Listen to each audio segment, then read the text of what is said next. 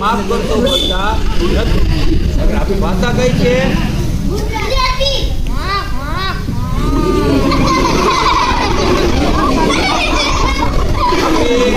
ભાષા છે એ ગુજરાતી માતૃભાષા, છતાં પણ આપણે અંગ્રેજી એટલી બધી હાવી થઈ ગઈ છે. બરાબર છે? કારણ કે આપણે અંગ્રેજોએ મેકોલોએ આપેલું શિક્ષણ છે. કોને આપેલું શિક્ષણ? મેકોલો નામનો જે હતો એને શિક્ષણની શરૂઆત કરેલી અને બને ત્યાં સુધી ભલે અંગ્રેજી જરૂરી છે પણ અંગ્રેજી આપણે શું છે? માસી માસી.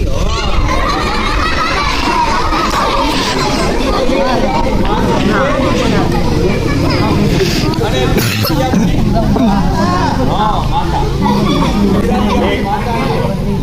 અંગ્રેજી માસી.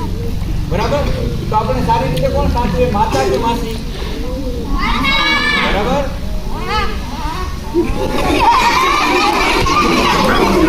તો આપણી માતા છે, માતૃભાષા છે ગુજરાતી, છતાં આપણે જો ગુજરાતીમાં તમને આનું નામ ક્યાંય નહીં મળે. અંગ્રેજીમાં તમે સર્ચ કરો તરત જ નામ મળશે. વિન્ટ્રોક્વિલિઝમ કહેવાય. અને શું કહેવાય? વિન્ટ્રોક્વિલિઝમ એટલે શબ્દભ્રમ.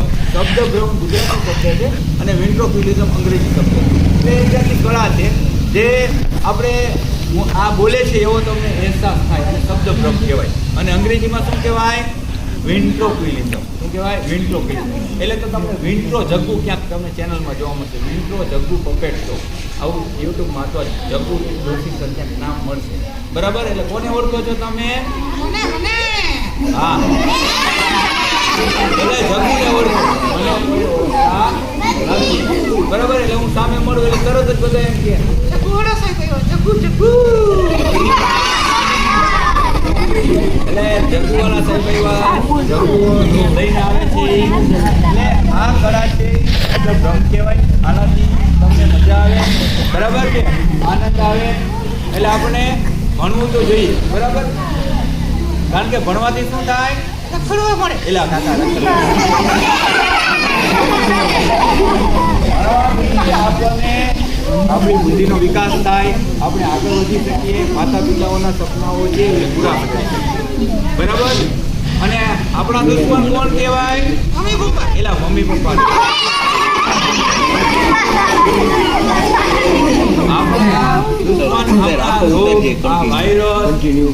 આ જે વસ્તુ છે ને આપણી દુશ્મન છે.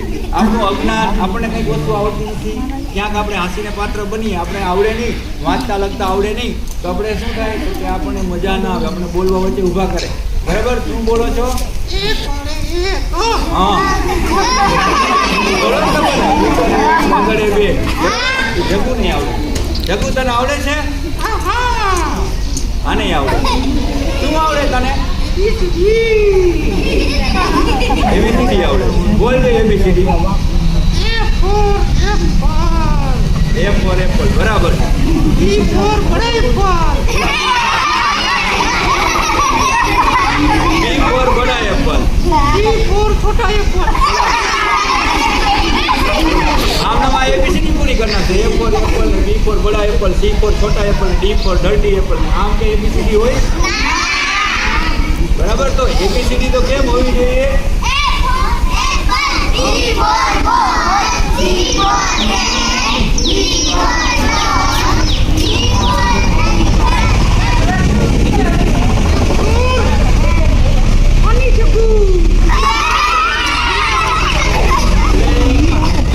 આજે જગ્ગુ સાથે તમે શીખો તો તમને યાદ રહી જાય. આ દિવસ યાદ રહેશે ને?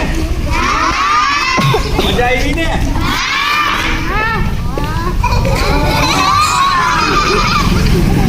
તો આવું જગ્ગુ સાથે વાત છે. આજે અમારે કામ કંઈ હતું નહીં પણ કંઈક અચાનક કામ હોય એ આવી જાય છે. એટલે અમે અને સાહેબ બંને થોડી ફાઇલો ગોઠવવામાં આવ્યો, છતાં કીધું માર્ગદર્શન તમને આજે કીધું હતું. બરાબર? સાહેબને વાત કરેલી હતી. એટલે બરાબર સાહેબને વાત કરી હતી એટલે હું જગ્ગુ લઈને આવ્યો એટલે 10 મિનિટનો કાર્યક્રમ કીધું, 15 મિનિટનો તમારો કાર્યક્રમ પણ બધું થઈ જાય. બરાબર? એટલે શું નામ છે આનું?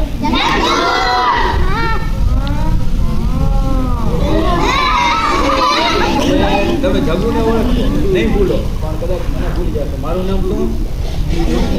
ઘણા બધાને આવડે છે, ઘણા બધાને નહીં પણ આવડે, પણ આને નહીં ભૂલો. કામ છે બરાબર, જંબુવાળા સાહેબ.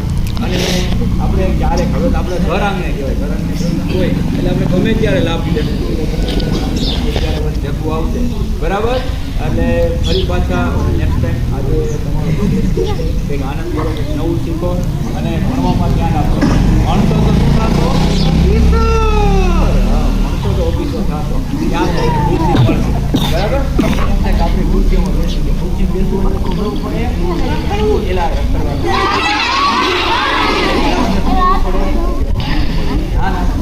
બરાબર છે.